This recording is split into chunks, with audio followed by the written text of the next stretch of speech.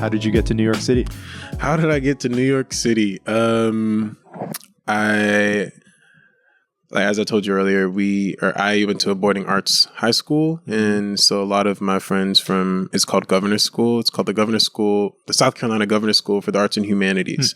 And so a lot of my friends from that school went to the New York schools. And I always saw myself living in New York as a kid. I came here for a family reunion once when I was like 14. And I left very wide-eyed. I was just kind of like, wow, like that city was alive. And I was in like a suburb of Charlotte, North Carolina. I grew up in South Carolina, and it was just very quiet. It was very like stagnant. And I was just kind of like, well, New York is like where you can go to live.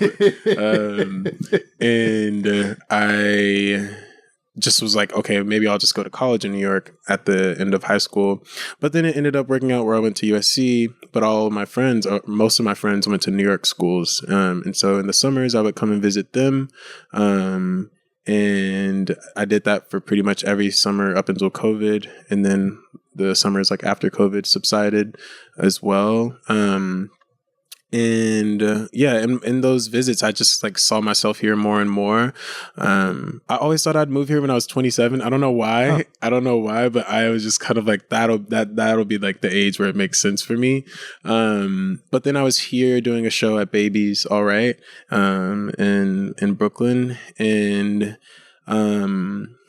I stayed in an Airbnb for one of the weeks, and the second week I stayed with a friend, and his parents were like, they're in their retirement era. They're kind of just like, traveling all over the world, doing their thing. And at some point during that 2-week stint, I was just like walking around, and I was just like, this was after the show, and I was just like, it's time. Like, I'm moving here. I'm going to move here. I'm not 27. I think what was that? 2020. I was 23. No, I was 24. And I was just like, I'm moving here. And I started telling people that I was moving here. And then I even made a plan. Like, I had a friend, his lease was up the next October. So that would have given me like over a year to prepare. And I'm a big planner. So that was like helpful for me. So then I go to stay with my friend for the second week. And by the time I get there, I'm just kind of like, I'm moving here. And he was like, how sure are you of that? And then I was just like 90% sure. And he was just like, do you want to live here? And so what I didn't know at the time is his parents were like gonna move to Santa Fe, but they were gonna keep their apartment that they had. And so it was just like one of those impossible situations that you can't say no to. Yeah. And then I moved here 9 months later, and that's how I got to New York. What did you like about the energy? I mean, you talked about coming here when you were much younger. It's like seeing so many people. Yeah. I feel like everywhere where I grew up, where most people grow up, you are traveling in cars. The demographics are the same.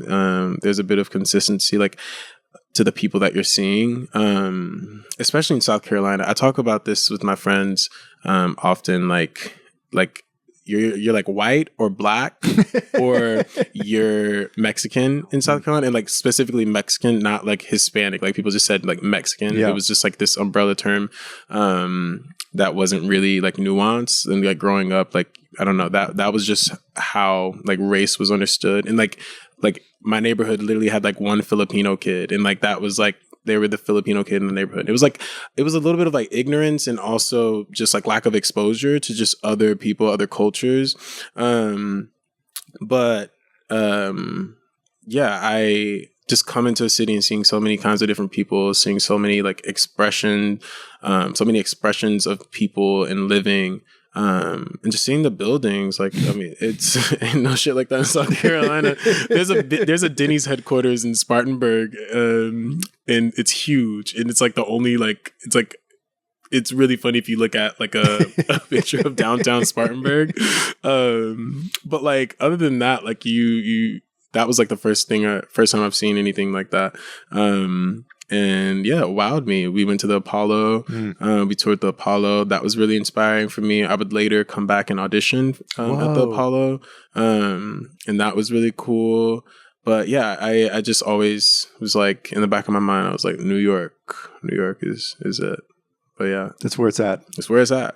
That's where it is. You mentioned you went to a boarding school. Yes. What's that story? How did that happen? And what is it? So it's called the South Carolina Boarding School for the Arts, like I said, and it's when I was there, they had 5 different disciplines: drama, creative writing, visual arts, music, and then dance. But I think they have like other departments. I think they have a film department now. And they have like a separate, like a contemporary music department now, which is really cool. But yeah, I was a Govey. That's what we were called. It's a 2-year program. You go there as a junior and a senior. So I went there for those years. I got kicked out, but I can't tell this story. I can't tell that story on this. I can't have it recorded. But yeah, that opened up my world so much, because I feel like when the high school that I went to before, like even like the counselors, they would just like encourage you to think in state. And maybe like schools got stipends for how many like in-state like students that they had. I don't know. You would think that was the case based on how much they encourage people to stay in state and like pick one dream school or one reach school, not even a dream school, like a reach. Like they just made you think out of state was like some far-fetched idea. And like going there, like I had a community, like suddenly I had an artist community. Suddenly I had like, it was like a bubble and a haven for like these young minds just be creative together and like just have like such a precious time of life turn into like this really beautiful thing. And just like understand life in a different way that I feel like all of us had before coming to this school. We had like humanities days where we would just like look at different case studies in art. We got to see each other's performances. So we were just like consistently like engaging with art at this school. Obviously we did like academic stuff too. But yeah, once I got to that school, it was like all of the reach schools is what everybody's like 1, 2, 3, 4, 5, applying schools would be. And it just like opened up my world. I was kind of, okay, if you like people, they told us like dream bigger, and then people did, and then like went for their dreams. It was a really cool place. Is that a school you have to apply to get into? Yeah. How did that happen for you? You apply. I had heard of it. I can't remember how I first found out about it. But I tried to apply and go there as a what is it called? Sophomore. And then literally as I sent off my application, I realized that they only accepted my application didn't even like get picked up in the mail, because that was the first time I ever mailed anything, and I didn't put stamps on it or stickers on it, and so it just like sat there. And then it was like, oh, I guess it doesn't matter anyways. But yeah, it was a really beautiful experience. Changed the trajectory of my life. Did you have a sense when you first enrolled that you already knew you wanted to be a musician? Yeah, when I enrolled, I wanted to be an engineer. Really? I was really good at math growing up. Like I'd always done it at a level like 2 grades above me, and I was just like, it just came very intuitively to me. And I was like, my dream school is UT, and I'm gonna be an engineer because they have the best engineering program. And yeah, I obviously wanted to do music. I studied classical music there. There was a classical music program when I was there. But I knew I didn't want to do classical music, but it was just kind of like giving me tools and like a toolbox to use when it comes to performance and just like vocal techniques and stuff. And it's just, I don't know, classical music's really cool when you really get into it, especially when it was like a seminar style of learning. But yeah, I originally wanted to be an engineer. And then towards the end, I was just kind of like, maybe I'll apply for some architecture schools too. I only did one. But yeah.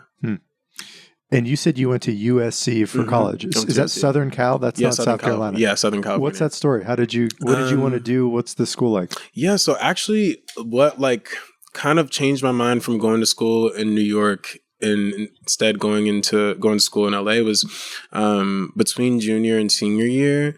I was releasing like music on SoundCloud, and I would just like make it in my dorm and like just put it out.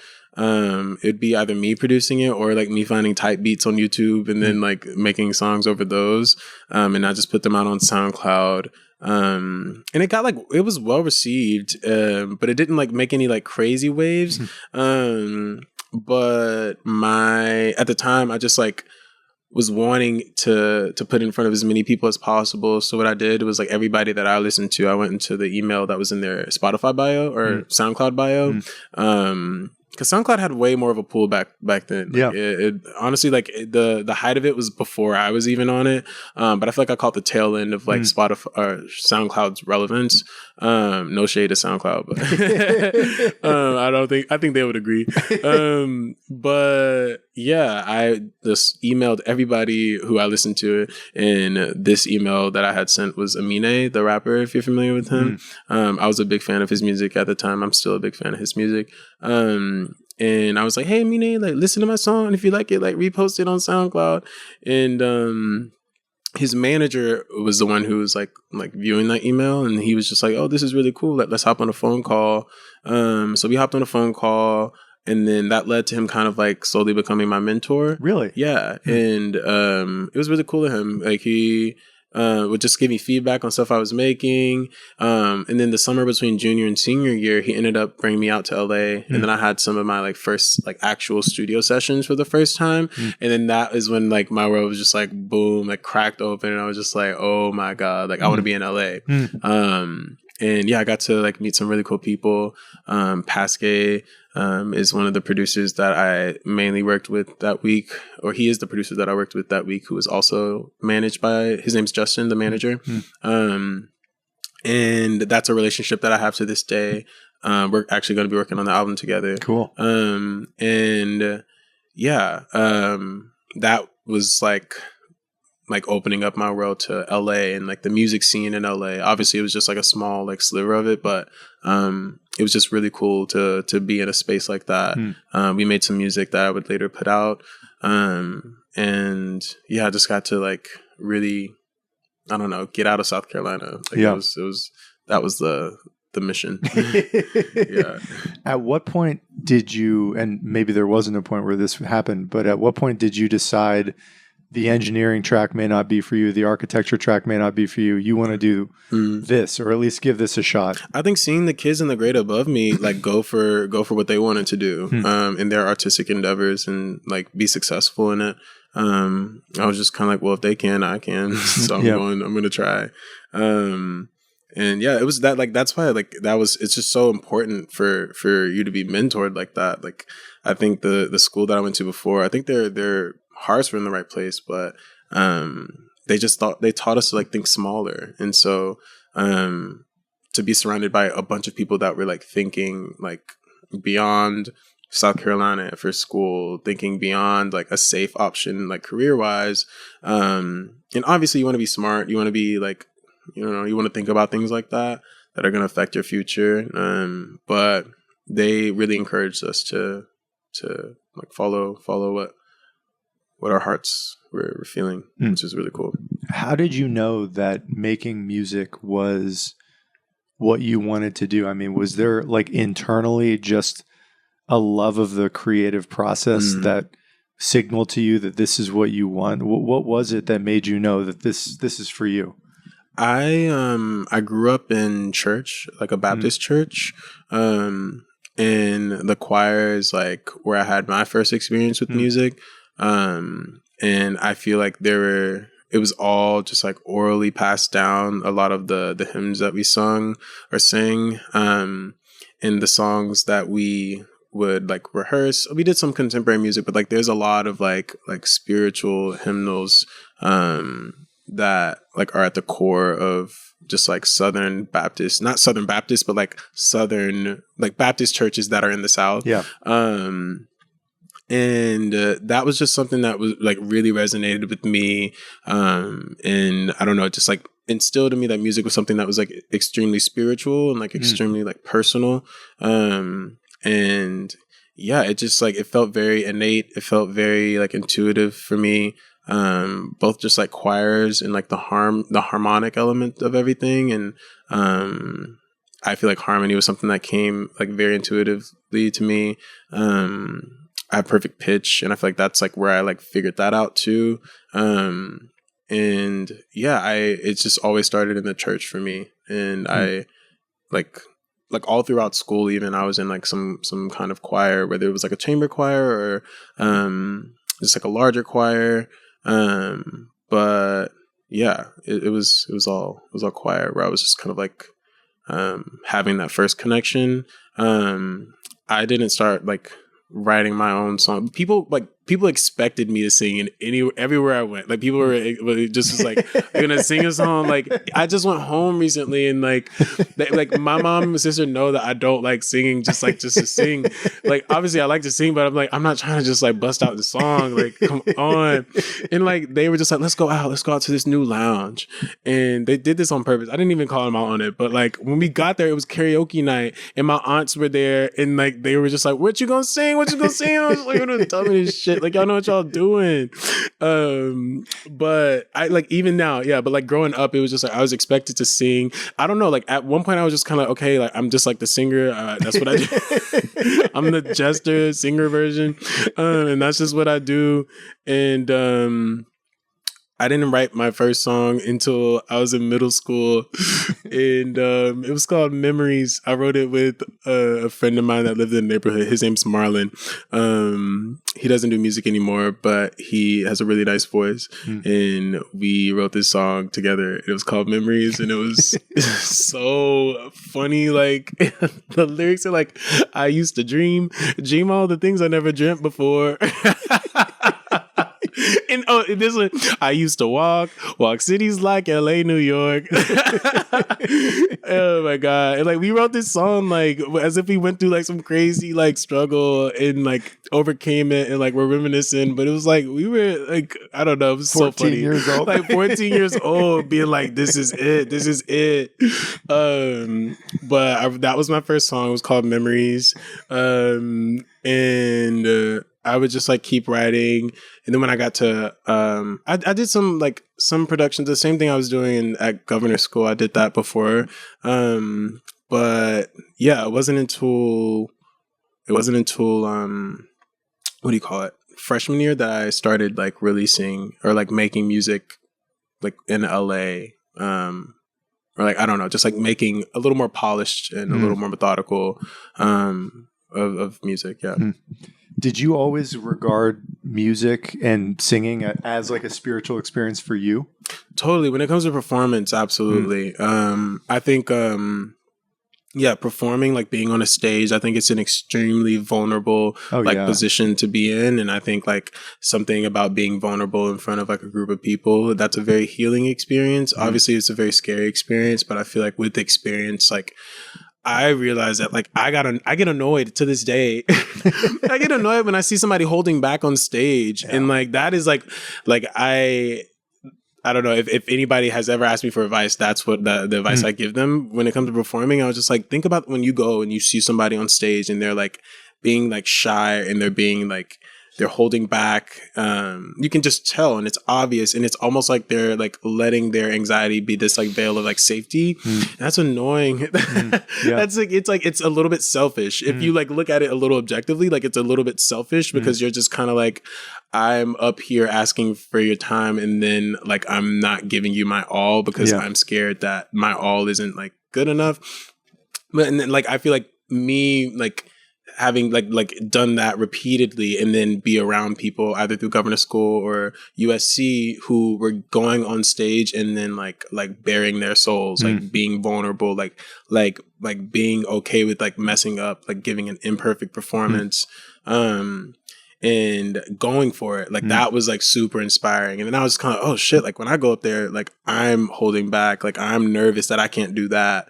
And so it's just it's a very like self-contained thing that's just staying up on stage versus like being shared when it comes to just like the energy that you're bringing. But yeah, it's I think that is when I forgot where we started. Yeah.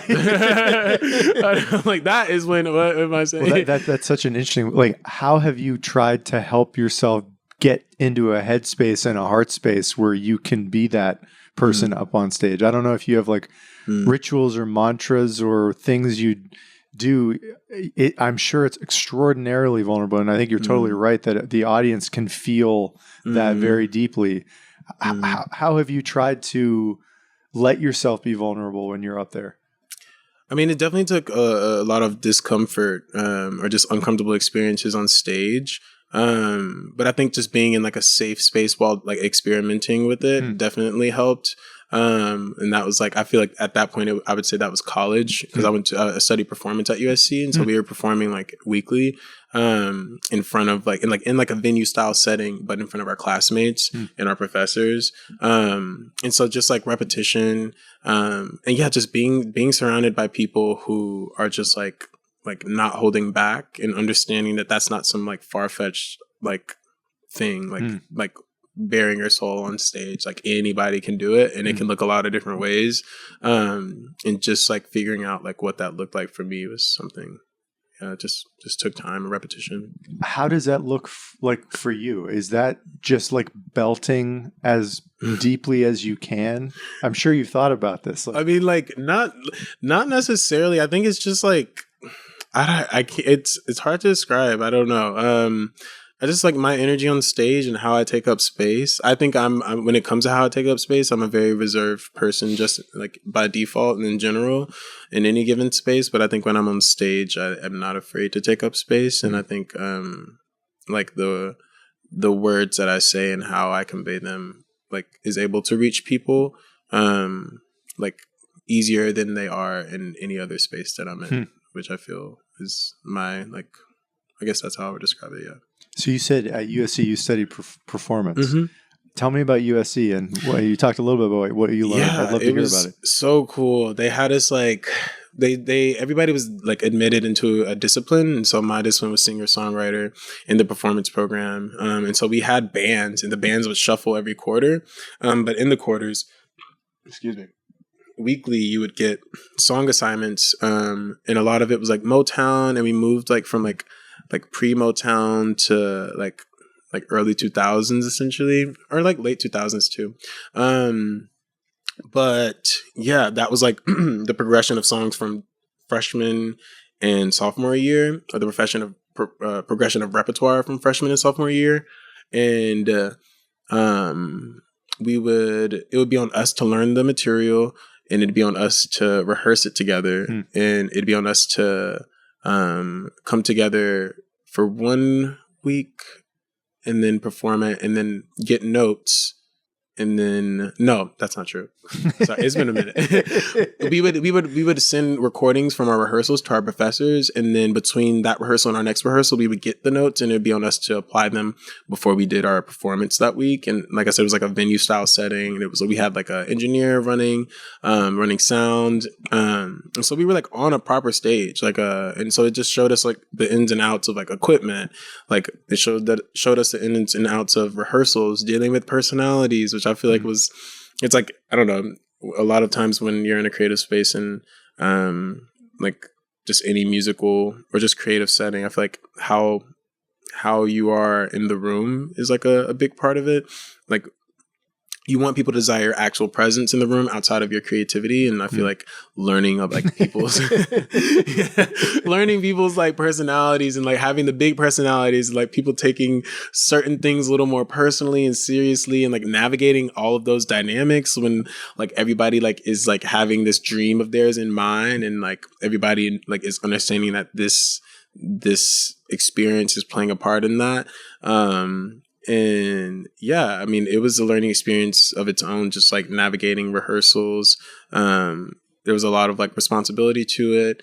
A lot of material that we were learning, like 3 songs a week. And then, yeah, it was really, really cool. I feel like it's such a unique program and a unique setup. And yeah, I wouldn't trade it for the world. At that time, what was your dream? What were you aiming for?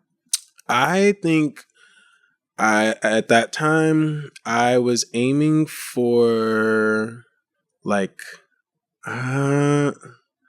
success. You got it. I don't know. Like I always just wanted to put out music and have it resonate with people. I've never been somebody who wanted to be like quote unquote famous. I never saw myself being famous. I think me feeling seen or me being seen is something that's like an ongoing conversation that I have with myself. And so like it was never a goal of mine to be seen by millions of people. But more so just like have like music that resonates with like a certain amount of people that like like allows me to like be self-sustaining in music. I think that was my goal, and maybe like, you know, like provide for my family to a certain degree, and just be able to like live life comfortably and like exploratively without like having to worry about money. But I definitely did not want to be famous, and I still don't. It seems like a trap. It seems like a trap. I can't sign up for that. I mean, like, I'm not saying that it's like the easiest thing ever to do, but yeah, I think my idea of success at the time and my goal at the time was to just become better and like put myself in a position to be like catapulted, I guess. Had you at that time given a decent amount of thought to what that might look like? Would that be you touring? Would that you be selling your music somehow? What were you thinking about, given the goal of how you were just defining success, of how you would maybe get to that point? Yeah, I have no idea what I thought that would look like at the time. I don't think I was like actively thinking about it as much as I was probably like after I actually started to release music. I think I had a really interesting situation because my first like my first song did really well, and it was like, it's to this day like my most played song across streaming platforms. And normally like it takes like a while to build up like a following, and it takes a while to like be exposed like both to like the industry and also just listeners, and just like understand how you fit in like the market and people's perception of like genre, and like the spaces that they hold you in. What kind of playlist are you going to be put on? But I feel like that all came to me really quickly with the first release that I put out. And yeah, being at a place like USC, like that also just like helped amplify like how far my music was able to reach, and how quickly like my music was able to spread. And that was really cool. But I don't know, I feel like I had like the backwards experience like that most artists have, where my first song was just really took off. Whoa. But yeah, there was like a point where Demi Lovato like used it in her story. Okay. It was really funny. I love Demi Lovato. But yeah, it was kind of backwards in that way. How does that work? You literally release it on Spotify? At the time, the person I told you was like mentoring me in high school. By that time, he was my manager. Okay. And so he like helped me like facilitate releases. He helped me secure like a distribution deal to provide like budget for like creative. And so I was meeting a lot of creative people at USC, and we were able to make like visuals for it. And there was like a little backing behind it to do things like mixing, mastering, like all the things that would otherwise be obstacles. Yeah. And does that potentially lead to additional opportunities for more work? Like, you have this hit song. What, given the modern environment, like what can happen to musicians to capitalize on that in some way? Yeah, it was interesting because all that happened before TikTok. This was 2019, in like February. And so it was really organic. Like it truly was growing like organically, like without, obviously like it got favored by Spotify's algorithms. I like was listening to like a vibing playlist today, and like it was on there. Whoa. But like that song is still favored by Spotify's algorithms. But it just like resonated with a lot of people. And yeah, I think at the time I didn't understand like how I didn't have like a full scope because I was so new to like releasing like music like quote unquote professionally for the first time. But I didn't have like the greatest scope of like the actual moment that was happening, but I was definitely like in it, and I was just like, I'm like, it felt really good. It felt really good. Yeah. But yeah. I know a lot of people that might come across this are going to be deeply interested in the financial component of modern music. Did that really matter for you in that lane where you were able to actually, help yourself support yourself with that song? I didn't see money from that song until like like 2021 because I did that deal, and so I had to recoup that advance. Yeah, I mean, like when I like got that first check from like the post recoup, I was like, what the hell? Like, yeah, there's a lot of what the hell in like a fuck yeah? Yeah, fuck, okay, like, yeah, right, yeah. Nice. And I don't know, like I was so excited to just release music that I wasn't even like thinking about like not seeing the money from the advance, because I also was in college and I was just kind of like, I don't need to, like, I'm not in a position where I need to be making money right now. Like, this is all about like the experience and like networking and like getting my foot out there. I wasn't doing it like to like be profitable at that point, because I mean, like, yeah, when you're in college, like you don't necessarily need to be like making. I had like a work study job, like that gave me like some finances to be able to do what I wanted to do. But I got a lot of financial aid to go to USC. So it wasn't like a crazy like I needed to make a bunch of money at the time. And I didn't make like a ton of money, but like for someone who like hadn't had like an actual job before, it was like really cool to see. But yeah, I like did a couple shows in LA. I did a few shows in LA. I did a show in San Francisco, opened up for this artist named Christian Korea, who I really love. He's so talented. And I made some money from those too. At the time, I think I was like, I didn't take anything from that. I just paid my band because like they had like done multiple like free shows, and I was just like, you should just take like this. Yeah, I think, yeah, it was just, I was in a different headspace because I was, I think being in college made me operate from a little bit of a different headspace. Yeah. I hadn't been exposed to adult life. So 2019 is right before the pandemic. Yeah. Tell me about the pandemic. What happened to you? Oh man. I was in my apartment and all my roommates went home, but I didn't want to go home because I didn't want to go home for an indefinite amount of time. I really enjoyed my like freedom and independence that I had gotten after like leaving South Carolina. And I was just like, I don't want to go back indefinitely because there's no telling. And nobody knew how long this was going to last. Yeah. Like even like the month, I was like, well, I'm not going home for a month.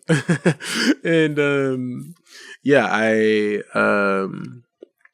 I stayed in that apartment. That summer was like pretty crazy for like obviously everybody, but I feel like it was pretty crazy for me too. I lived there alone, and I was like out in college, and I was out to a lot of like my high school friends, but I wasn't like out to like my parents. And that journey was weird also because like I tried to come out to my parents, or like at least my mom, because I got outed in high school. Oh shit. And so like I don't know, like that time period for me was like me like fully like reckoning with my sexuality and how I like wanted to stand in it moving forward. Because I feel like it was really stinted by being outed, and I feel like it put me back into like a place of shame. And that period for me was really healing because I just spent a lot of time with myself, and I think that's like the best relationship I've ever had with like myself. Yeah, it was just a really healing experience for me. Like I think back on COVID, honestly, like really fondly. And yeah, life just kind of like stops in a way that it never has before. Yeah, and I think I took that time to like look really introspectively and like revel and marinate in that. Yeah. One of my closest friends in high school came out shortly after college. He was the first close friend I ever had who did that, and this was way before gay marriage was legal. No one had any idea he was gay. He dealt with a ton of shame in his life, and I later learned about the panic attacks he was going through in college, and he tried to date women. In the culture I grew up in the Midwest at that time, it wasn't acceptable. Really, he didn't know anybody around. We didn't have friends who were openly gay. He's doing so much better now than he could have ever imagined. I lived in the South for a while. I went to college in North Carolina. What college? I went to Duke. Okay, cool. So I was in Durham. And I don't know how much of this you are comfortable talking about, but I'd love to hear a little bit about that journey for you. Like you mentioned how healing COVID was, but How do you think back on that experience, that adventure, the journey to now, where this is obviously a very open-minded city we live in, but I'm sure it was extremely difficult at times. Yeah, it definitely was. I was actually talking about this last night with my friend Justine. Like when like growing up queer in South Carolina, growing up in church in South Carolina, it was so bizarre to like have so much love for a place that you felt like wouldn't like truly welcome who you were, and like felt like you had to show up as a certain version of yourself. And I feel like just from a very young age, I always was like extremely hyper conscious of how I was being perceived. And that's a sentiment that I'm still like dealing with today. Kind of like how I was saying earlier, like how I have like a problem being seen. And I feel like it like limits my ability to like dream as big as I possibly can, because I'm just kind of like, I can't handle like being like seen at that level, But it definitely instilled in me when I was younger, just like modify presentation, modify speech, modify like how you take up space in a room, like don't draw too much attention to yourself. Like I said, I was outed in high school, and that was like, I think that could have like, it was definitely a crossroads, but like it was definitely the path that was like the easiest at the time, was just to deny. And yeah, it wasn't until like 2020 where I was just kind of like, I don't want to like feel like I have something to hide from just like my family and my extended family. I came out to my mom. I wrote her a letter. And I came out to my dad like the next year, like the beginning of next year. And because that was the first time I went home, I wanted to do it in person with him. Oh man. And yeah, it was, they took it well for the most part. My journey has been like it was a journey of solitude. I feel like kind of how your friend, like he didn't like see anyone around him openly gay. It was hard to see himself in people. It's weird because I feel like it's hard to say that I was like depressed growing up. But I think I just like coped, and I coped being like a version of myself that wasn't like fully true. And obviously like that like hindered a lot of like emotional awareness or like emotional like growth.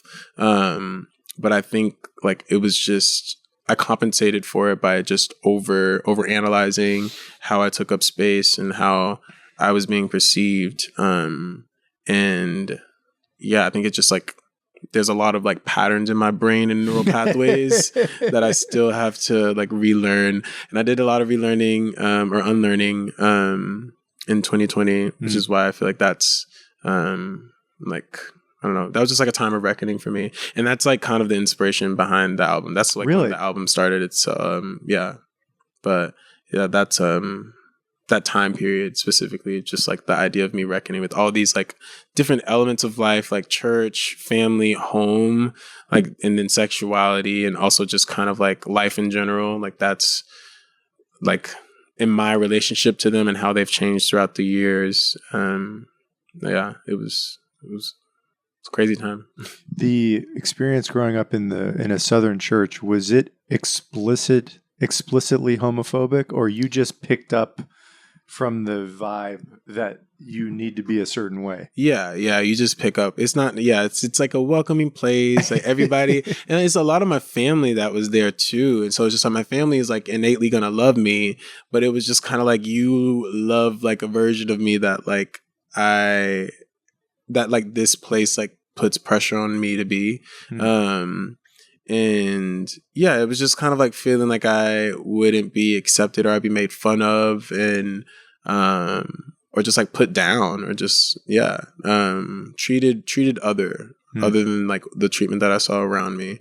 And yeah, it's weird because it's like so much love in the space, and so much uplifting, and like so much positivity, but it's like laced with a lot of like judgment, and laced with a lot of like scrutiny, and laced with a lot of like this might sound harsh, but like non-humanness. Like it's like doesn't give room for people to be human, or it didn't. It just felt like it felt a little it felt one-dimensional for me personally.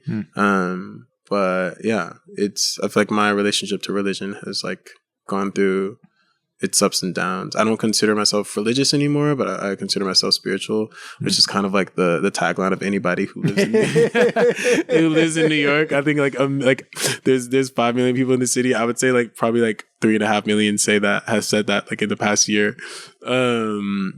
But no, there's 9 million people in New York. That sounds right. Somebody told me there are 5 million people recently in Denmark.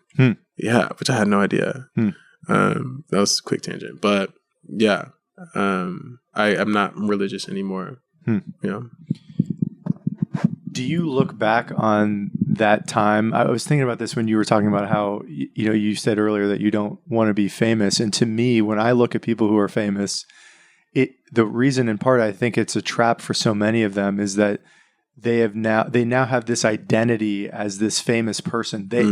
They know they're being watched, and they have to very often be very careful about how they're behaving because they know so many eyes are on them. I don't know if you have made a link between that and your own upbringing of like, I can't kind of be myself. I need to be pretty stiff and rigid, watch what I do. And that's also how a lot of famous people live. I don't know. That idea just came to my mind when you were talking about your life. It's like we live in like a surveillance state. We live in like we're in the era of like modern like surveillance. Like that is like everybody's recording people. Like you can just be recorded in public and like find yourself posted online. And I feel like people are always thinking. I read something that Tyler the Creator posted recently. He was just like, people are always thinking like how to live knowing that you're going to be perceived and how limiting that is. But I mean, I'm sure it connects to my childhood, me not wanting to be famous. It's just more so like me not wanting to have the answers, me not wanting to be the one. I don't know. People look to famous people for like direction. I more so just kind of want to like put out music that I love and have it resonate with people, but not necessarily like be someone who like is going to continuously be in the spotlight. I think me personally, like just my upbringing and like the state of mind that I've been in for a like majority of my life is just, I want to have control over how people see me. And obviously I understand how limiting that can be. And I think that that's something I need to work on. Because it's like, that lacks humanness. Like I was saying, it's just like there's many, many multitudes to any human being and anybody. And, like feeling like I need to contain my multitudes is like, that is definitely connected to the past. Yeah. You mentioned earlier about how during COVID, it was a time of solitude for you. And to me, an amazing pushback to the surveillance era we live in is, especially if you're interested in being connected to what you really want or who you really are, is to be by yourself, to not be distracted or interrupted by people and be able to, have some depth about how you're thinking about those things. What is the role? I don't know if solitude plays a role in your life intentionally now, but if it does, what has been the role of solitude in your art, your creativity, just your life in general? Yeah. I mean, honestly, that was like my first period of solitude that I ever experienced. So, like, I think that's why, like, I had the best relationship to myself with myself, because there was very little outside influence. There was very little like human, like, interaction at that point. And I wasn't like holding myself against the grain of like human perception. Because I spent like so much time alone. And obviously I was like on social media at the time. Everybody was. I was watching more like TV that I like had ever watched before. I'm not really a big TV watcher, but I was watching a lot of TV. I was watching a lot of Midnight Gospel, which was really, really lovely. Have you ever watched that? No. Oh my gosh. It's like an animated podcast, like a podcast adapted into an animation. It's beautiful. You should watch it. It's really nice. And I know that was pretty popular during COVID. But yeah, I mean, like since there's like glimmers of solitude that I get, but in this city, like that, my relationship to my like alone time has like really fluctuated and gone through its own like ups and downs.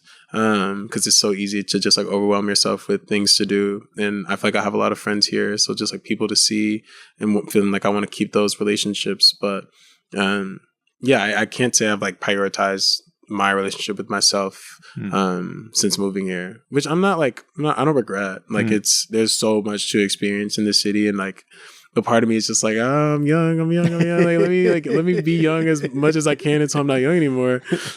I'll be alone later.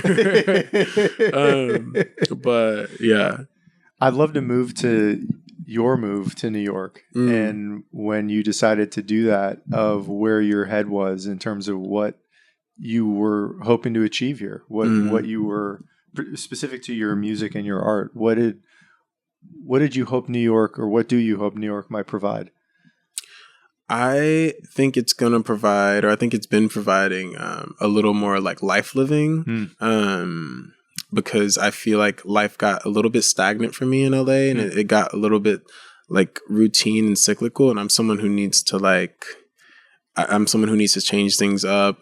Like how I told you earlier, like it was very easy for me to leave that job. Like, even though I enjoyed the job, but like it's very easy for me to like make big decisions impulsively and also act on those decisions and be totally happy with how those things turn out. Moving here, obviously I had been meditating on it for a while. But like the timing of it, just being like, oh, like it's not going to be like a few years from now. I'm going to do it right. Like I'm going to like start like processing my move like right now. That was an impulsive move. I saw myself repeatedly coming here and feeling like I was living closer to my idealized self. And obviously you can go anywhere and like still deal with whatever you're dealing with. Like you can't outrun yourself. Yeah. And, but I did recognize like a certain side of myself like come out whenever I was in this city, and I wanted to explore that. And that's like literally why I moved. Like people are just like, what brought you here? And I'm like, vibes. And like it's like, oh, okay. And they think I'm playing. I'm just like, oh, like I had more of a musical network in LA. I had I had more of a musical network in LA, and at that point that was like the only thing that felt like it was keeping me there. I just kind of ran out of creativity. I really wanted to work on my album, but I didn't think that I was in the correct headspace to work on my album, because of just like the currents that I was in. It wasn't a current that I feel like was leading me to an ocean. It's so crazy. How did you know that? Like you didn't have the energy or the situation that would get your creative juices flowing. Like, were you frustrated? Did you sit down to write and you're like, I got nothing? How did you know it was time to change things? Yeah, I think, I don't know. I feel very in tune with my gut, and I felt like uninspired. This is interesting because I was in a relationship, and that was like my first time really falling in love. And I think love brought like a certain quiet and calmness. And I don't want to promote this narrative that you need to like be like suffering or like not like in a good place or like happy, in order to like be creative. But like that like was a really beautiful experience for me. And I think that, like I had normally wrote from a place of more like turmoil. And I wrote a whole like project that was like, it was a lot more fun. It was a lot more dance oriented. I was inspired by dance during COVID, and then inspired me to make like a dance project. And that was like it was a lot more positive. And part of that was written like when I was like in like this state of mind and like in love. But I don't know. I just wasn't feeling inspired beyond that. And I felt like the only thing that was like speaking to me were older ideas. And I was just like here, and I was like, I was feeling a lot more present than I did on the day to day, when I was in LA. And I was just like, I think that is something that I want to like hold on to for I don't know, as much as is in my control. Obviously, like there's ways I could be present in LA, but I've been there for 6 years. And I just felt like my relationship to the city itself was just becoming more and more like stagnant, like exhausted, stale. like it had like exhausted itself. Yeah, it felt like a marriage where we stopped having sex. Me and LA stopped having sex. And then, yeah, I was just like, I'm gonna go buy a new car, and I moved to New York. But yeah, I think new cities can kind of like, if you think of yourself as a tree, it's like new. It's like a new soil. Like you're in new, literally, like you're in a new environment with new nutrients in some way. Yeah. I don't know if that resonates with you, but if it does, like, what are you noticing? Because you moved here a year ago, something like that. What are you noticing about yourself here now? Like the changes, the contrasting that with how you were feeling with the end of your time in LA. I feel very like settled into myself in a way that I feel like I haven't been before. And I feel like I can notice the effect that has on other people. When I'm in like certain spaces, that's something I feel like I've recently noticed. And I don't know. I think I've felt so much more social in this city. And I've just felt so much more stimulated. I feel healthier. I feel like the amount of walking I do and the amount of biking that I do, I feel healthier. I feel fed. Like I feel fed, and like I feel like I take less BS for myself in this city. I think LA is very easy. It's very easy to like. It was very easy for me to kind of like give myself an immense amount of grace. And that's kind of the culture. Yeah, that's kind of the culture. But here I'm just like, bitch, like get up, like get up. Like I don't know. I can't stay rotting for like very long. And yeah, I don't know. I think I'm just a little bit more accountable with myself, with my relationships. Like adult friendship, I think is a very beautiful thing. It's a very hard thing to navigate sometimes, but I'm very proud of like the adult friendships that I have, and how I choose to maintain them. And yeah, I just feel like I'm understanding who I am more by being in a city like New York, because you like inevitably have to hold yourself against the grain. I was exposed to a bunch of different like social scenes, and like there were social scenes that I thought I wanted to be a part of, and there were social scenes that I became a part of, and I was kind of like, I actually am not resonating with this, and just like understanding you can do that anywhere. I'm not saying it, but for me, that's like that's my like unique experience to this city. But yeah, I think I'm just like learning more about myself, learning more about the world here by being exposed to like just more people. Like there's just like so many different connections that you can make, and there's so many like what's the word I'm looking for? I don't know, just different paths that you can cross with people. And yeah, I've just been thinking about, I haven't read this book, but Ocean Vuong, the poet, like has this book called On Earth We're Briefly Gorgeous. And I've just been feeling that like so intensely, just with the amount of life that I see like in this city, and just the amount of narratives that they are just like coexisting. It's really, really beautiful. It is. I need to read the book, but are you noticing some similarities in I'm relatively new here too. I moved here a year ago, and you're right. There are so many different scenes that you can move into. Are you noticing any patterns in the kind of scenes that are resonating? The people that are there, the vibe you're getting from it?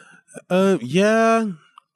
I mean, me personally, I feel like I can spot when someone's being ingenuine, like really easily, and it's really hard for me to engage with those people. And I think they're ingenuine people everywhere. And there are genuine people everywhere. But I think like that isn't necessarily like unique to specific groups. I think the groups that people idolize are like they have like they're really cool. There's cool elements to them, but I feel I don't know. I feel like I should stop talking. Well, I wanted to talk to you too about your creative process. I don't know how intentional you are about habits for creative acts or working on your music, but so I'd love to hear about your creative process of how you make your music. Yeah, I would say it leans more on the side of sporadic. I feel like I can be in random places and have like an idea come to me, and then it just becomes up to me to like follow through with that idea, or at least like follow through within a certain time period. Because sometimes I can come back to an idea and not see what I was originally seeing. The way I normally work is like having these like bones of a song, and then I'll take those bones with the producer, and then we'll produce it out, and then either like engineer it with the producer or engineer it separately. But yeah, I feel like inspiration is it comes like sporadically, comes like frequently sometimes, and it comes not at all sometimes. I do think there are certain practices that I do in order to like curate that for myself, or at least like curate like my mind in order to be in a position to receive creative ideas. For me, that's journaling and that's stretching. Sometimes I'm really good about it. Sometimes I'm really bad about it. Sometimes I'll like do it for 3 months straight and like be in the best mental health I've ever been, and then like have to rush one morning and not do it, and then not do it for like 3 months. It's crazy. But yeah, those are like small practices that I feel like I do whenever I'm cooking more. I feel like I feel more creative. And yeah, I feel like whenever things get busier for me, it's like life starts to unravel a little bit, and that can have like its like trickling effects. But yeah, it's just more so like capitalizing on the opportunities, or like just the creative ideas that come my way. Obviously, like I've had like many sessions, and like sat down and like had the objective of making something. But I don't know. I feel like there's like these currents, and sometimes you can have a session while there's a current happening, like a creative current happening, and sometimes you don't, and then you just have to rely on like your tools and kind of like manufacturing something yourself. But it's really, really cool when you have a session when there's a current. That's really, really cool. But yeah, it kind of looks different for me every time. When you notice you have that current going, I don't know if you've noticed any patterns of what often increases the probability of getting to that point, whether it's you stretching in the morning, sleeping enough, like, and maybe it's just a big damn mystery, but like, have you noticed anything that you can control or try to control that increases the likelihood of like getting into those like flow states? I don't know. I feel like I always get in like a really good mood. And sometimes it's like, oh man, I want to hang out with my friends. So sometimes like using that time to like say like, this is like good alone time. This is like a good like time to just like listen and like be present and put myself in a creative space. But I don't know. I feel like I haven't really tried to do much pattern recognition with it. Yeah, but I should. When you do the recording, is that mostly you alone, or is there a single studio, multiple studios you go to in New York? I'm like all over the place. Okay. But if I'm making like an idea that I'm like planning to bring to someone to be produced out, I'll like do that alone. And I have like a little setup in my room that I work with. And then, yeah, a lot of the times in LA, I would like go to like these producers in-home studios, because in LA that was kind of the norm, because there's more space, and it just makes more sense. When I've done sessions in New York, it's been a mixture of in-home studios. It's been a mixture of me. It's been a mixture of going to like studios that are like, you know, more produced out, a little more like just like high level studios. But yeah, I don't work specifically at one studio. I can't believe I haven't already asked you this, but who are the musicians that have inspired you in your life? Or oh my God, yeah. Either historically or current, like I'm sure it's a ton, but who comes to mind? Who comes to mind? I think historically, it's crazy. When I first started like wanting to make music, I was listening to The Weeknd's Trilogy, which is just an amazing, phenomenal body of work. I was listening to J. Cole's 2014 Forest Hills Drive, and I was listening to Channel Orange by Frank Ocean. And like those three, or like I guess those 5 albums for me were like the start of just like my fascination with like music and storytelling. It's like when I stopped listening to radio music, I was like in middle school at the time. But then more recently, I feel like Solange is someone who I just think is like so amazing. I love her mind. James Blake has always been an inspiration to me. I'm a big fan of like SZA's early work and like her ability to storytell so casually. Frank Ocean for the same reason too. Like his lyricism is just so masterful when he wants to be like direct and when he wants to be a little more abstract. I think he goes in between those two lanes very effortlessly and very seamlessly. Who else? I've been listening to a lot of like instrumental music lately. I've been also just listening to just like anybody and everybody. And I feel like a lot of people say that, but like I have monthly playlists and they're public, and I sometimes if my friends are looking for music, I was like, you can find anything in here. Like I'll just send them my monthly playlist. But I listen to like everything. I don't know. Sometimes I'll want to hear like instrumental like string arrangements. Sometimes I want to hear like piano music. Like there's this artist named Elijah Fox who I really love listening to. He's really talented, makes like gorgeous music. And I don't know, like the other day I started a bike ride and I was just like, oh my god, I'm gonna listen to like a G6, like that one. Yeah. I love like Pharrell. I love Nerd. I love Erykah Badu. Who else? I mean, I'm a Beyonce fan. I love Beyonce. I love Beyonce. Like that always, I never name her in my list because like, if you know me, like, it's like, well, of course it's like, if you know me, you know. But yeah, I love Beyonce. And yeah, I listen to so many different people, and I'm also terrible with names. So there's just like a lot of like I have favorite songs of people that I don't know. But yeah, I'm genuinely all over the place. For your favorites, is it mostly the lyrics and the storytelling that captivates you so deeply, or is it a combination of that plus the quality of the sound? A feeling. I think like When I Get Home by Solange, I feel like I know the lyrics, I've listened to it so much, but like I feel like when I'm listening to it, I'm connecting to the feeling that the music is giving me. And I feel like that honestly goes into like how I like approach songwriting because normally I like to start off with chords. I know some people like to start off with drums, like some people like to start off just like with other elements, but like chords for me is like where I like to start off. And like it's literally just like, what kind of chords are these? Like what is the feeling behind these chords? Like what emotion are these chords trying to convey?